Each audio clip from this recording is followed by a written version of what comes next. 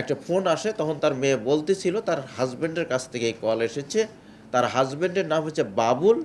এই বাবুলেরকে তার মেয়ে জিজ্ঞেস করছিল যে তুমি তোমার নাম্বার দিয়ে কল না দিয়ে তুমি অন্য অন্য অপরিচিত নাম্বার থেকে কল দিচ্ছ কেন?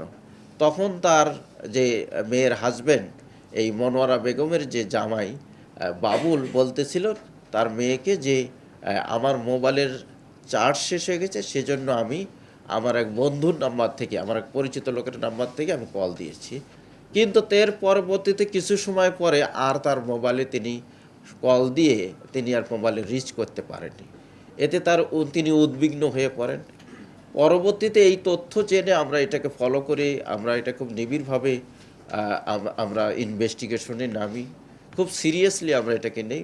পরের দিন আমরা এই এই ভিকটিমের মা মনোয়ারা বেগম, তার ভাই সুলতান আহমেদ, তার ছেলে তানজিল এবং তার হাজব্যান্ড বাবুল, এই বাবুলকে আমরা নিয়ে আসি থানায়। নিয়ে এসে আমরা মানে ২০ তারিখ 12:50-এর দিকে আমরা নিয়ে এসে তাকে ব্যাপক জিজ্ঞাসাবাদ করি।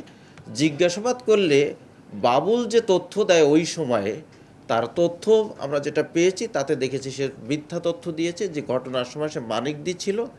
বাট আমরা তাদের মোবাইল থেকে তথ্য প্রযুক্তির সাহায্যে তাদের লোকেশন আমরা ফাইন্ড আউট করে দেখেছি।